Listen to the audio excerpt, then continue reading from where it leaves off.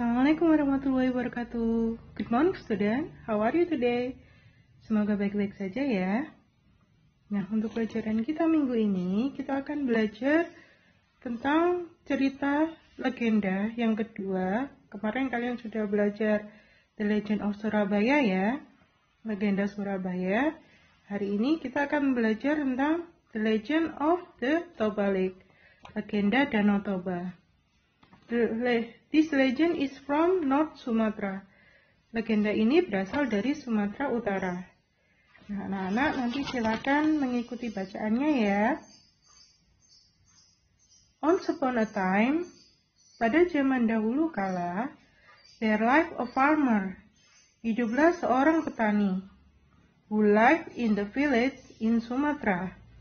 Dia tinggal di sebuah desa di Sumatera. His name is Toba. Namanya Toba. He is a good farmer. Dia adalah petani yang baik. He is a hard worker. Dia juga seorang pekerja keras. One day, pada suatu hari, he went fishing in the river. Dia pergi memancing di sungai. Once he found a big fish in his woven rattan fish. Dan tiba-tiba dia menemukan seekor besar ikan di dalam keranjang anyaman untuk menangkap ikan miliknya. Never had he caught such a big goldfish before, that he was so surprised. Dia terkejut karena tidak pernah dia menangkap ikan emas besar seperti ini sebelumnya. The fish was extraordinary one. Ikan itu terlihat luar biasa. Toba took the fish into his house. Toba membawa ikan tersebut ke dalam gubuknya. While walking, sambil berjalan, he is thinking about the way how to cook the very big goldfish. Sambil berjalan, dia sambil memikirkan bagaimana cara memasak ikan emas yang sangat besar itu. When he looked at the fish, saat dia menatap ke arah ikan itu, the fish can speak. Ikan itu dapat berbicara. It said, dia berkata, "Please, don't eat me. Tolong, jangan makan aku. I will live with you. Aku akan tinggal bersamamu." Toba did not eat the fish. Toba tidak jadi memakan ikan tersebut. He starved to death. Dia tercengang. Because the fish had disappeared. Karena ikan itu tiba-tiba menghilang. And he found another creature. Dan dia menemukan sesosok lain. A beautiful human. Seorang manusia yang sangat cantik. The fish had turned into a beautiful lady. Ikan itu berubah menjadi seorang wanita yang cantik. And its scale changed to be beautiful jewel ornament. Dan sisiknya berubah menjadi ornamen perhiasan. Fit in her body dress so elegantly. Yang melekat dengan elegan di pakaiannya. She was like a princess. Dia terlihat seperti seorang putri. Her name is Putri. Namanya adalah Putri. Toba and Putri then got married. Toba dan Putri akhirnya menikah. But Toba must promise to Putri.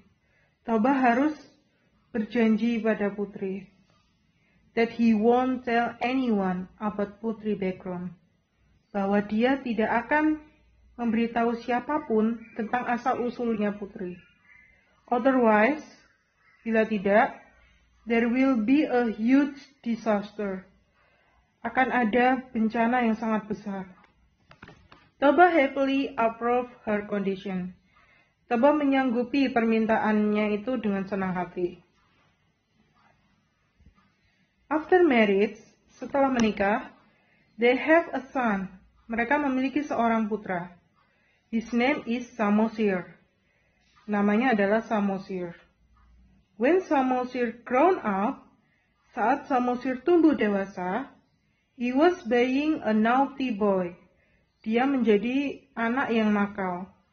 His parents tried to be patient. Orang tuanya berusaha untuk sabar.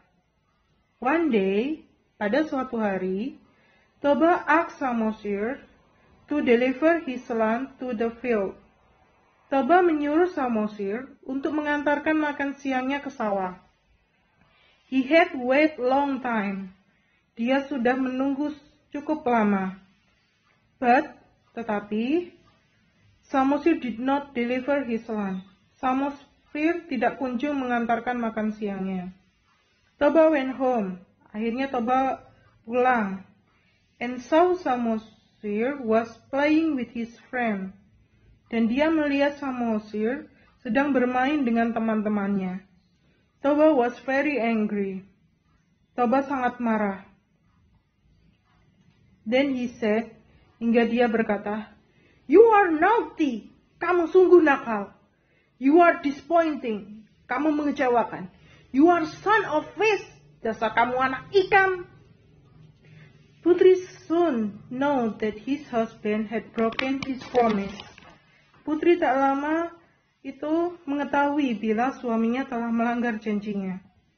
That he would never say that word. Bahwa dia tidak akan pernah mengatakan kalimat itu. She know it from her son. Dia mengetahui hal itu dari putranya. Who ran home crying. Yang berlari ke dalam rumah sambil menangis. "Mother, Ibu, why does father say I'm the son of fish? Kenapa ayah mengatakan bahwa aku ini anak ikan?" Her mother was very sad. Ibunya sangat sedih and disappointed dan kecewa. Giving no answer, tanpa memberi jawaban, he brought her son up to the hill. Dia membawa putranya ke atas bukit. Telling him, memberitahunya, that there be a huge disaster, bahwa akan ada bencana besar. On the hill, di atas bukit, Putri knelt down and prayed to her God. Putri berlutut dan berdoa kepada Tuhan. Soon, tak lama, there was an earthquake, storm, and spring came out from the ground. Terjadi gempa bumi, badai, dan mata air yang keluar dari dalam tanah. The entire place was flooded, and water was everywhere. Seluruh wilayah itu tenggelam oleh air di mana-mana. Toba had broken his promise to his wife. Toba telah melanggar janjinya pada istrinya. Then he got damnation. Dan lalu dia mendapatkan kutukan. Putri thrown back into a fish. Putri berubah kembali menjadi ikan. And her husband thrown into a stone. Dan suaminya berubah menjadi batu. The story told, dalam cerita dikisahkan, that their son, bahwa putra mereka, wandered everywhere and feel regret. Berkelana kemana-mana sambil merasakan perasaan menyesal. The place where they live, wilayah tempat mereka tinggal sebelumnya, turned into lake, berubah menjadi danau. Which today people, yang disebut orang-orang sekarang, call it as Toba Lake, sebagai Danau Toba. With Samosir Island in its center, dengan Pulau Samosir yang berada di tengahnya.